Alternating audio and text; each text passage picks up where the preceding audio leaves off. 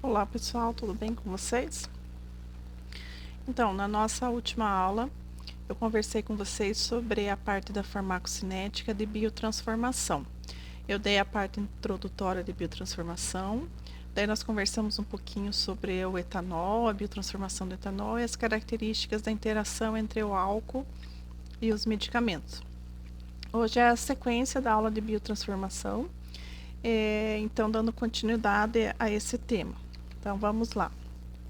O que é o processo de biotransformação, onde ele ocorre e qual é a sua função?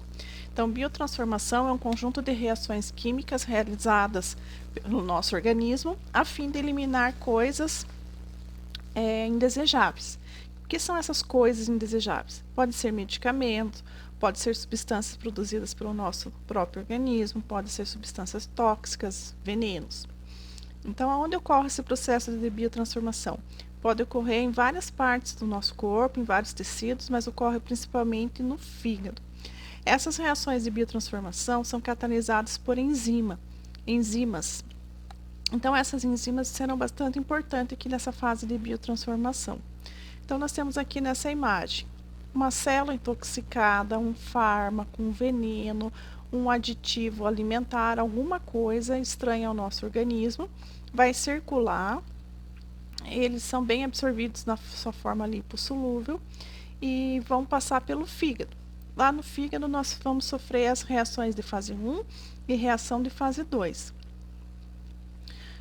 Os fármacos, eles podem ser eliminados do jeito que eles estão, mas a maioria eles precisam sofrer reação de biotransformação. O que é uma fase 1? Reação de fase 1 é uma reação de oxidação, hidrólise e redução. O que é uma reação de fase 2? É uma reação de síntese ou conjugação.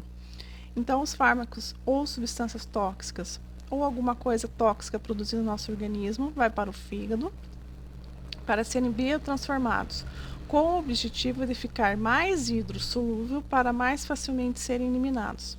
Nesse processo, eles também acabam sendo inativados. Então, substâncias tóxicas, toxinas, medicamentos, ao serem inativados, ao mesmo tempo eles ficam hidrossolúveis. Eles poderão ser eliminados tanto nos rins, quanto através da vesícula biliar, da bile, que vai fazer o componente das fezes. Então, quem são essas enzimas responsáveis pelas reações de biotransformação? Nós temos no fígado uma grande família de enzimas, que o conjunto delas é chamado de citocromo P450. Essa família de enzimas é o principal grupo de moléculas responsáveis pela catalisação de reações químicas de biotransformação, caracterizado então por inativar substâncias tóxicas.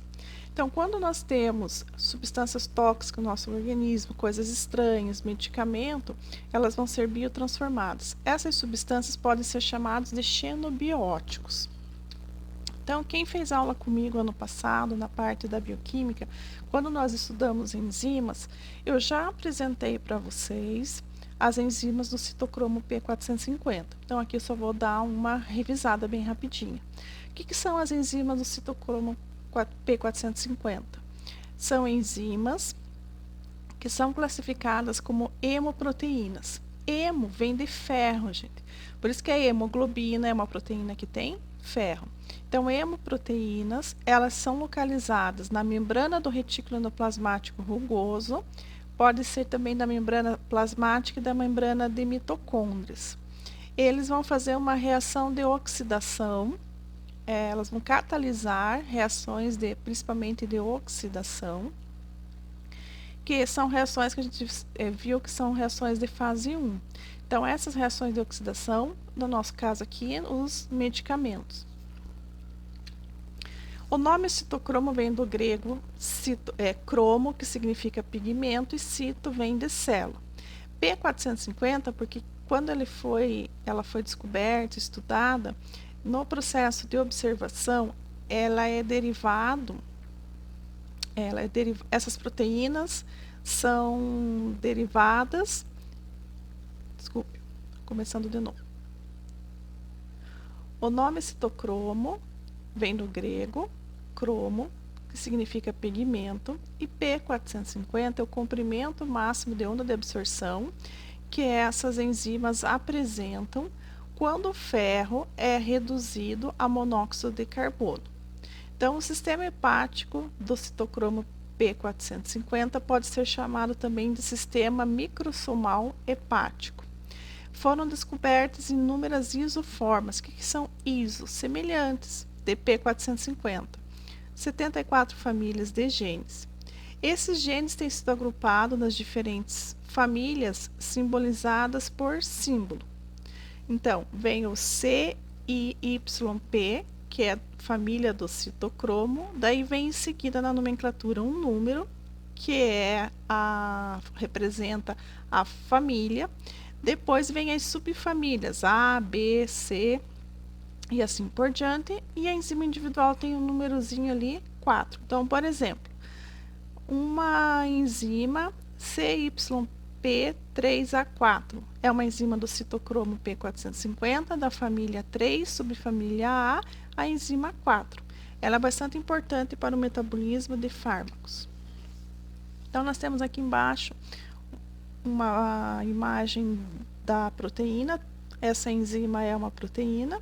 Ela possui sítio ativo para agrupar duas moléculas, então pode atuar fazendo a catalisação duas ao mesmo tempo, e é formado por alfa-hélice e folhas betas pregueadas. Essas são as características de organização da proteína lá de estrutura secundária. Então, o citocromo P450, quais são as funções dele no organismo? Ativação e detoxicação de muitas drogas. Então, a gente já viu que às vezes o fígado, quando é uma substância, ela é uma pré-droga, ela acaba sendo ativada. Quando ela é uma droga, ela acaba sendo inativada.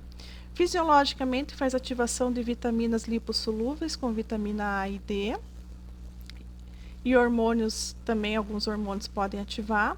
Converte ácidos graxos poliinsaturados, o ácido araquidônico e formação de prostaglandinas, que a gente viu lá na patologia, a moléculas ativas. Está relacionado ao metabolismo de substâncias contaminantes, substâncias do meio ambiente, químicas, agentes tóxicos e agentes carcinogênicos. Faz parte da síntese de hormônios esteroides, que são os hormônios masculinos e femininos, e metabolismo oxidativo de muitos endobióticos e xenobióticos. Então, o metabolismo é a conversão para que a substância seja mais facilmente eliminada. Então, a gente vem apresentando para vocês que quando uma pessoa, o paciente, faz uso de uma medicação, nós temos 3 níveis, né? Nós temos na curva de biodisponibilidade, um nível que fica abaixo do esperado, um nível terapêutico e um nível tóxico. Esse nível abaixo do esperado, quando o paciente fica submedicado, ou a dose ou a posologia estão sendo insuficientes para manter o fármaco dentro da sua janela farmacológica, que é o nível terapêutico. Também temos que nos preocupar com dose, posologia, características do paciente, do fármaco, para que ele não ultrapasse a concentração máxima tolerável, atingindo níveis tóxicos. Muitos são os fatores que determinam se o fármaco vai ficar aqui dentro de sua faixa terapêutica. Hoje eu vou apresentar para vocês um fator aqui da biotransformação que pode interferir nessa curva. Quando eu passei a curva de biodisponibilidade, eu não conversei com vocês para deixar para esse momento mais específico um dos parâmetros da curva, que é o tempo de meia-vida. O que é tempo de meia-vida? Tempo de meia-vida é um parâmetro cronológico, não é só usado na farmacologia, é usado em outras ciências, para determinar o tempo que uma grandeza reduz o seu valor pela metade. Ele também é utilizado, por exemplo, para gerenciamento de resíduos. Quanto tempo demora para a degradação de um plástico no meio ambiente? Tá? Então, o tempo de meia-vida aqui para nós na farmacologia vai ser importante para a interpretação da curva de dose ou resposta ou curva de biodisponibilidade. Vai ser importante para nós entendermos se o fármaco vai ficar no seu nível terapêutico, vai atingir o nível tóxico ou vai ficar no nível submedicado. Então, ele vai interferir na duração do efeito e isso interfere na dose e posologia. Então, nós temos aqui uma curva de biodisponibilidade. Não está apresentando para nós o nível plasmático efetivo e nem a concentração máxima tolerável. O que está apresentando para nós? A concentração do fármaco e o tempo se passando. Esse fármaco ele foi administrado por qual via? Provavelmente, né, certeza que é uma via EV. Por que foi uma via EV? Porque começa o fármaco com o pico de concentração máxima, vai passando o tempo e a concentração da droga vai diminuindo. Essa curva aqui, ó, VO, via de administração oral, começa com 0, atinge um pico e depois vai caindo. Então, essa medicação aqui foi feita EV. Qual que é o pico de concentração máxima? Vamos revisar lá a aula de biodisponibilidade. 100 miligramas. Não sei a concentração máxima, porque não está apresentando. Não sei o nível plasmático efetivo. Período de latência, 0. Começa a agir instantaneamente. Também não posso saber dose e posologia, porque eu não tenho os outros parâmetros. Eu só consigo saber o pico e o tempo para atingir o pico e o tempo de permanência desse fármaco aqui em horas no organismo, que é um pouco mais do que 20 horas, vamos dizer assim, 24 horas, porque aqui não termina a curva. O que é o tempo de minha vida segundo a definição aqui? É um parâmetro cronológico que indica o tempo que uma grandeza considerada se reduz à metade do seu valor. Então, aqui, vamos pegar a nossa grandeza considerada, a concentração do fármaco. O pico é 100. Qual que é a metade de 100? 50. Então, quanto tempo que o fármaco demorou para a quantidade de 100 no sangue se reduzir a 50? Isso é o tempo de meia-vida, tá? Então, eu quero saber quanto tempo demora para cair essa concentração à metade, de 100 para 50, de 100% para 50%. Então, aqui no caso desse fármaco, levou 5 horas. Esse é o nosso primeiro tempo de meia-vida. Tá, daí acabou o fármaco? Não. Eu tenho 50 miligramas, dando sequência. Quanto tempo demora para ele atingir 25 miligramas? Né? Diminuir em 50%. Ah, ele demorou 10 horas. Entre o primeiro e o segundo, 5 horas. Tá? Então, primeiro tempo de minha vida, 5. Segundo tempo de minha vida, 5. Então, ele seguiu o que a gente chama aqui linear. Acabou o fármaco? Não, ainda eu tenho 25 miligramas dele no organismo, eu quero que ele caia para 2,5. É o terceiro tempo de meia-vida. Quanto tempo demorou? 5 horas. E o último tempo de meia-vida, que está aparecendo aqui no gráfico, é a metade de 12,5, que é 6,25, levou mais 5 horas. Então, isso é o tempo de meia-vida. Primeiro tempo, segundo tempo, terceiro tempo, quarto tempo e assim sucessivamente, certo? Então, aqui, ó, eu tomo um medicamento, 1000 miligramas. Primeiro tempo de meia-vida, quando ele vai reduzir a 500. Segundo tempo de meia-vida, 250, 125, 62, 31 e assim sucessivamente. Dizer que a partir do quarto, quinto tempo de minha vida, já estou no finalzinho do efeito da droga no meu organismo. Tempo de minha vida, tempo que leva para a concentração administrada reduzir-se à metade. Então, quando eu tenho mais de 90% da concentração da droga no sangue sendo eliminado, eu já estou quase terminando o efeito do fármaco no organismo. Então, vamos pegar aqui, ó. Depois de aproximadamente 4 meia-vidas, a eliminação estará em cerca de 94% completa. Aqui também pegou um fármaco com 100 miligramas, reduzindo para 50, é o primeiro tempo de meia-vida. 50, reduzindo para 25, mais um tempo de meia-vida. 25, reduzindo para 12,5, terceiro tempo de meia-vida. 12,5 para 6,25, quarto tempo de meia-vida. O primeiro tempo de meia-vida aqui foi, nesse caso, 4 horas. O segundo, 4. O terceiro, 4. E o quinto, 4. Ah, professora, sempre é igual? Não, tá? Eu peguei exemplos mais fáceis para vocês entenderem. Então, primeiro tempo de meia-vida, segundo, terceiro, quarto. Ó, a partir do quarto, já tenho mais de 90% do fármaco. Já estou sabendo que o fármaco está terminando sua concentração e sua ação no organismo. Então, vamos determinar o tempo de meia-vida desse fármaco. Quanto que é o pico de concentração máxima? 4 miligramas. Se fosse um fármaco por via oral, você vinha aqui achar o pico e começava a análise do tempo de meia-vida a partir do pico. Qual que é a metade de 4? 2. Quanto tempo demorou para atingir a metade? 1 hora. Primeiro tempo de meia-vida. 2, a metade de 2 é 1. Quanto tempo demorou para reduzir a metade? Agora levou mais 1 hora. De 1 para meio, mais 1 hora. De meio para 0,250, mais 1 hora. Isso é o tempo de meia-vida. Quantos tempos de meia-vida foi apresentado aqui? 4. Todos eles deram 1 hora, 1 hora, 1 hora. Beleza. Então, agora vamos imaginar uma situação diferente. Aqui é o mesmo gráfico anterior, que a gente calculou o tempo de meia-vida. Essa é a droga, vamos dizer, preta. Então, começamos aqui. O medicamento está se comportando no seu ritmo normal. Vou apresentar outros comportamentos do mesmo medicamento.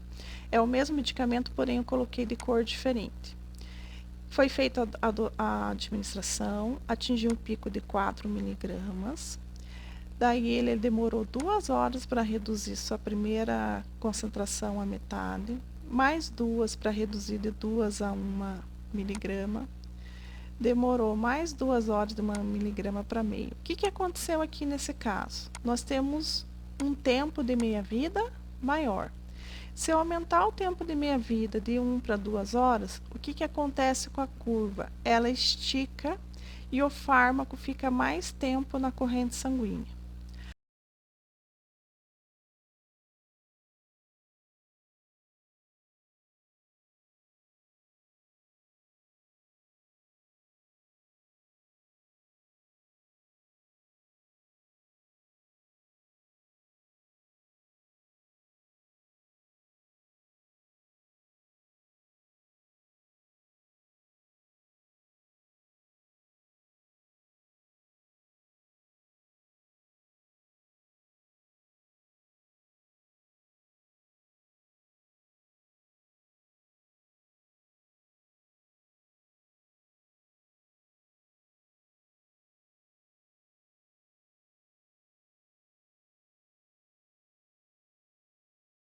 Agora vamos imaginar uma situação diferente. Fiz em amarelo. O tempo de meia-vida, que o normal era 1 hora, agora caiu para meia hora. Primeiro tempo de meia-vida, 4 para 2, meia hora. 2 para 1, meia hora. 1 para meio, meia hora. Então, o que aconteceu com o tempo de meia-vida? Ele foi encurtado. Então, isso pode acontecer, professora? Pode. Nós podemos ter situações que era para o fármaco ter esse comportamento de biotransformação e eliminação, e ele acaba tendo esse comportamento vermelho, curva alongada, ou esse comportamento mais estreito, curva estreitada. Tempo de meia-vida diminuído, tempo de meia-vida alargado ou aumentado. O nome dessas situações são chamados de inibição enzimática e indução enzimática. O que é inibição enzimática? Para que o fármaco seja eliminado, ele precisa ser transformado. Para que ele seja transformado, precisa do trabalho das enzimas. E as enzimas do citocromo P450, elas podem, então, dessa forma, ser inibida ou estimulada, induzida. Quando elas são inibidas, então nós temos predisposição individual genética, essa inibição, e temos a interferência de outras substâncias químicas, principalmente de fármacos. Os fármacos podem chegar lá no fígado e passar uma ordem para essas enzimas e falar, ó, trabalhem bem devagar. Quando falam para as enzimas trabalharem bem devagar, elas vão trabalhar lento. Então, elas vão transformar lento e o fármaco vai ser eliminado lento. Quando as enzimas trabalham lento, aumenta-se o tempo de meia-vida, aumenta-se o tempo de permanência do fármaco no organismo. Quando se tem uma ordem para as enzimas, quando é dada uma ordem para essas enzimas trabalharem de forma mais rápida, elas vão transformar mais rápido, isso vai reduzir o tempo de meia-vida e o fármaco vai ficar menos tempo no organismo. Então, tanto a inibição quanto a indução pode causar interações farmacológicas. Então, vamos imaginar que o primeiro fármaco em vermelho, vamos imaginar que era para tomar ele de 6 em 6 horas. Porém, a primeira dose não foi embora ainda, porque as suas enzimas estão inibidas, e você já vem com uma segunda dose. O que pode acontecer na inibição enzimática? Aparecer, de repente, efeitos tóxicos, que normalmente não iriam aparecer. Na indução enzimática, o que pode acontecer? Eu tomo um fármaco que é para ele agir por 6 horas, mas veja, 2 horas depois já foi embora. Então, o médico não se atentou a isso, prescreveu de 6 em 6, mas individualmente, ou porque eu tomo outros medicamentos, esse medicamento está indo embora muito rápido. Eu estou ficando o quê? Submedicado, e isso não é bom. Então, aqui na fase da biotransformação, nós temos uma interação chamada de inibição enzimática e uma chamada de indução enzimática. O que é inibição enzimática? É quando a pessoa toma um medicamento que, de forma geral, inibe as outras enzimas do citocromo P450, alterando a biotransformação e eliminação dos fármacos.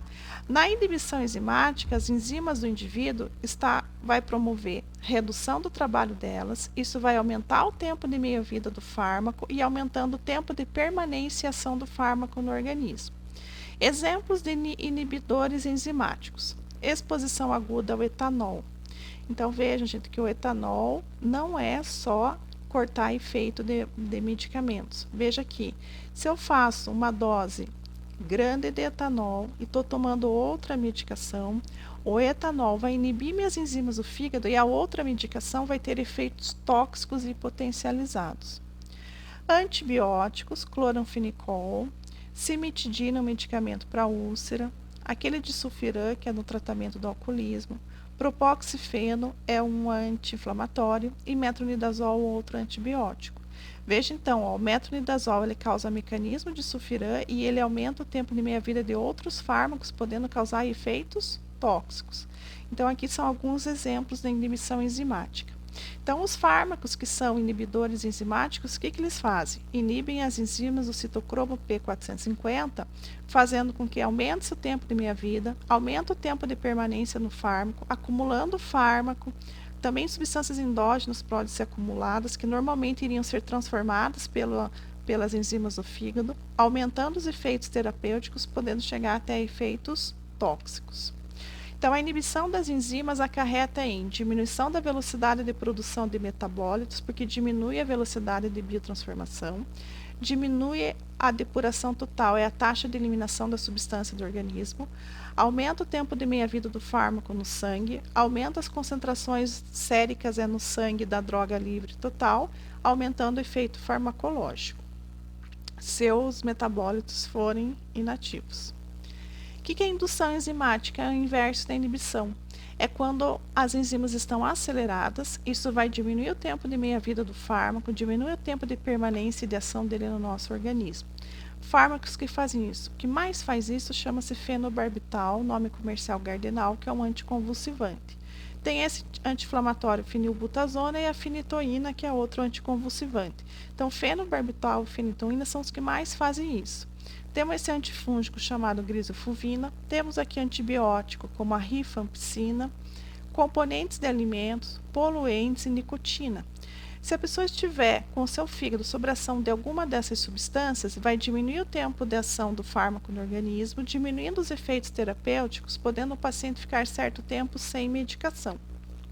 Então, na indução, nós temos aumento da velocidade de biotransformação e formação de metabólitos, aumenta a eliminação dos fármacos hepática, diminui o tempo de meia-vida, diminui a concentração total da droga no sangue, diminuindo seus efeitos farmacológicos. Então, na indução enzimática, nós temos a estimulação da atividade das enzimas microsomais do citocromo P450 por medicamentos e outras situações que representa um importante problema clínico. Então, analgésico, anticonvulsivante, hipoglicemiante oral, sedativos, tranquilizantes, eles podem estimular a sua própria biotransformação de outras drogas. Então, veja, você começa a utilizar um analgésico e com o passar do tempo ele vai perdendo seu efeito. Por quê? Porque ele pode fazer indução enzimática, ele está induzindo a sua própria transformação e eliminação, e o analgésico que era para durar 8 horas só dura 6, e a pessoa vai reclamar que não está adiantando tomar aquele remédio, tá? Então, esse aqui, gente, é muito importante. Fazem muito essa pergunta. Professora, é verdade que o antibiótico corta o efeito do anticoncepcional?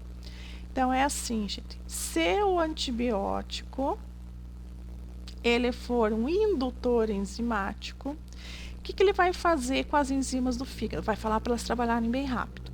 Se a mulher utiliza como método contraceptivo um anticoncepcional hormonal, ao estar fazendo uso do antibiótico, o que o fígado vai fazer com o anticoncepcional se as suas enzimas estão trabalhando rápido? Vai fazer com que o anticoncepcional seja transformado rápido e eliminado rápido. Quanto tempo é para durar um anticoncepcional? Se for via oral, é para durar 24 horas. Se o fígado está induzido, vai durar menos. Isso que significa reduzir a eficácia. Então, as pessoas leigas falam cortar efeito, tá? Então, se vocês escreverem para mim na prova que o antibiótico corta o efeito do anticoncepcional, eu corto a nota de vocês. Não é isso. O antibiótico, quando ele tem a característica, ele pode ser um indutor enzimático, ele vai reduzir o tempo de meia-vida do anticoncepcional, podendo levar a sua perda de eficácia. Entendido? Porque não são todos os antibióticos que são indutores, tem alguns que são até inibidores, como a gente viu ali. Então, isso é uma interação farmacológica na fase de biotransformação. Então, interação entre antibióticos e anticoncepcionais. Alguns antibióticos são indutores enzimáticos e vão reduzir o tempo de meia-vida do anticoncepcional hormonal. Outro grupo de fármacos muito importante são os anticonvulsivantes. Ninguém faz uso de anticoncepcional por um mês apenas e ninguém faz uso de anticonvulsivante por um mês apenas. Por isso que é importante, são fármacos de uso contínuo. O fenobarbital também vai fazer esse efeito, vai induzir as enzimas do fígado e o efeito do anticoncepcional vai ser bem reduzido. Então, é importante orientar as mulheres quando o antibiótico e quando ela vai usar anticonvulsivante por tempo prolongado, ela tem que usar, naquele tempo de utilização, outro método contraceptivo, ou mantém a pílula com preservativo, ou tira a pílula e mantém só um método de barreira. Então, aqui, para vocês não entenderem bem, temos aqui alguns fármacos indutores. O que é indutor? Induz, acelera. Aqui está o fenobarbital, da família dos barbitúricos, carbamazepina, antipsicótico, primodona, antipsicótico também, antidepressivo, anticonvulsivante. Ó, rifamicina e rifampicina, esse aqui é antibiótico, tá? Mas os outros não são. Então, esse antibiótico, tem as sulfas aqui, esqueci de colocar, até vou colocar agora. O grupo das sulfas, que é da família do Bactrim, que é bem conhecido, também fazem indução enzimática. Outros aqui que são inibidores, ó, omeprazol, praustra, quinolona, é uma família de antibiótico. Vamos ver outra aqui, cloranfenicol, outra família de antibiótico. Então, não são todos que reduzem o efeito e a eficácia de anticoncepcionais, são alguns, a gente tem que ler na bula, ou em outro material que ofereça essa informação. Aqui nós temos a nicotina e o etanol. Nicotina, o tabagista. A nicotina é um indutor enzimático. Tabagista crônico, muitos medicamentos que a gente faz, para ele vai ter efeito tempo de ação curto, então a gente tem que fazer ajuste de doses. Ele vai reclamar, esse medicamento está fazendo efeito. Por quê? Porque o organismo dele está induzido, o medicamento chega, rapidamente é transformado e eliminado, fica pouco tempo no organismo. Inibidor enzimático, ó, etanol. Então, o álcool, tanto de agudo como crônico, vai fazer com que as enzimas do fígado trabalhem lentamente. Isso vai fazer com que esses fármacos os outros fármacos, fiquem mais tempo no organismo, podendo levar a efeitos tóxicos. Outra situação que pode promover alteração na velocidade de trabalho das enzimas do fígado é uma situação individual, uma predisposição genética. Então, nós temos uma parte da farmacologia que é chamada de farmacogenética. O que a farmacogenética faz? É um ramo da farmacologia que estuda as possíveis variações genéticas que levam às diferenças individuais na resposta às drogas. Ela apresentou mais relevância nos últimos anos, principalmente com o desenvolvimento da genética, certo? Então, o que pode alterar a nossa biotransformação, o nosso metabolismo do fígado? Pode alterar o fato de eu ser tabagista, o fato de eu ser alcoólatra, o fato de eu tomar alguns medicamentos, e daí tem uma predisposição ou variação individual. Então, observa-se que a mesma medicação, na mesma dose, na mesma via de administração, alguns pacientes, legal, funciona bem, outros pacientes dá efeitos tóxicos e alguns não dá efeito desejado. Então, aquela curva de manter no índice terapêutico não dá muito certo. Então, a gente foi investigar os fatores, né? Como eu já falei, tabagista, etilista, uso de outros medicamentos, e tinha pessoas que não tinham nada. Então, vou ler aqui, ó. Um dos primeiros estudos nessa área foi sobre a apneia prolongada. A apneia é falta de respiração, a pessoa para de respirar. Na utilização de um fármaco muito famoso chamado de succinilcolina, ou quelicin. A succinilcolina é indicado como relaxante muscular. Ele faz paralisação da musculatura respiratória por um período de tempo bem curto, que é usado para a gente entubar o paciente. E também no centro cirúrgico para ajudar na anestesia. Então, estudos apontam que o tempo de ação desse fármaco é em média de 4 a 10 minutos. Isso é dose dependente. A gente faz uma pequena dose para o paciente relaxar a musculatura, para o médico fazer a intubação e pôr ele no ventilador. Depois disso, desses minutinhos, esse medicamento é rapidamente metabolizado, destruído por uma enzima. É uma enzima que está no sangue, não é do fígado, chamada de colinesterase. Essa colinesterase, é da família lá das acetilcolinesterase, vai degradar o medicamento e a pessoa relaxa a musculatura respiratória. Então, ó, imediatamente após a suspensão da administração, esse fármaco, na maioria dos pacientes, permite que é degradado e permite que o paciente volte a respirar espontaneamente em poucos minutos. Porém, em alguns casos, isso vai ocorrer depois de algumas horas. Tem como a pessoa voltar a respirar só depois de algumas horas? Não. Então, isso aqui ocorre quando ele é usado em anestesia, em centro cirúrgico, né? O paciente não volta a respirar, né? Então, um farmacologista lá do Canadá demonstrou que esse fato se deve à alteração do gene que expressa a enzima. Essa enzima, em alguns pacientes, é incapaz de destruir o medicamento fica agindo por um tempão. E isso é um efeito tóxico. Então, foi se estudando esses processos e nós percebemos o quê? Que existem 3 tipos de pessoas, 3 tipos de indivíduos. Naturalmente, que são metabolizadores lentos, a médios, vamos dizer, os metabolizadores normais e os metabolizadores rápidos. Quando a indústria farmacêutica faz um estudo grande em seres humanos para pôr esse medicamento no mercado, ele faz estudo assim com uma determinada população. Então, nós temos uma variação enorme de indivíduos. O indivíduo da pessoa que mora na América Latina, sua condição genética é diferente do africano, que é diferente do asiático, que é diferente do norte-americano, que é diferente do europeu. E a indústria farmacêutica não faz estudos nessa grande variabilidade de indivíduos, faz estudo em um grupo que é possível. Então, ele faz um estudo de curva de dose ou resposta, ele faz com uma média. A maioria das pessoas, a dose é essa, a posologia é essa. Porém, existe a variação individual. Se eu sou um metabolizador lento, qual que é a tendência? Aquela dose que foi estudada para a grande maioria das pessoas, para mim vai se tornar uma dose tóxica. Daí tem as pessoas normais e tem aquelas pessoas que são rápido. Aquela dose que foi estudada para a maioria das pessoas, eu tomo, mas para mim não faz efeito, porque eu faço eliminação muito rápida. Então, nós temos aqui um exemplo. Um segmento da população, metabolizador lento, metabolizador intermediário, meio que normal, extensivo e ultra rápido, né? Então, ó, lento, reduzido, normal e muito rápido, né? Aqui é a característica da população, certo?